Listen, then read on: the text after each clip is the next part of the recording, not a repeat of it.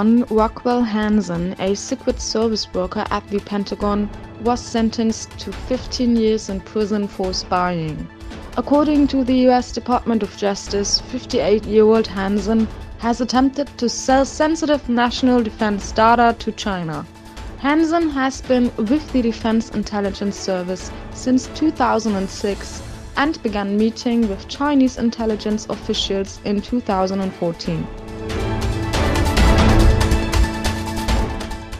The president of the Turkish parliament, Mustafa Şentop, made a speech in Rabat at the 14th conference of the Parliamentary Union, pointing to the Uyghur repression.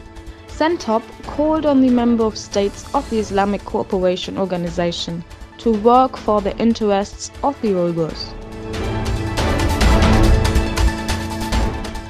In Istanbul, a conference was held to discuss the future of the Uyghur people.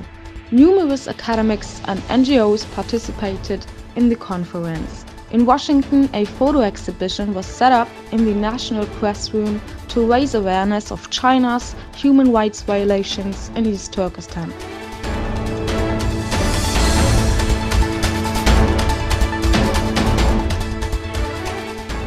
US bombers landed in England on the military base in Fairford.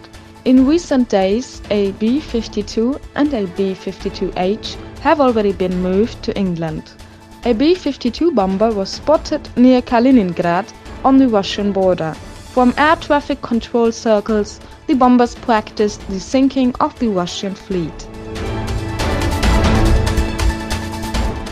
In France, the Yellow Vests marched on the streets again. The police attacked the protestants with pepper gas, whereupon the demonstrators destroyed shops on the famous Champs-Élysées.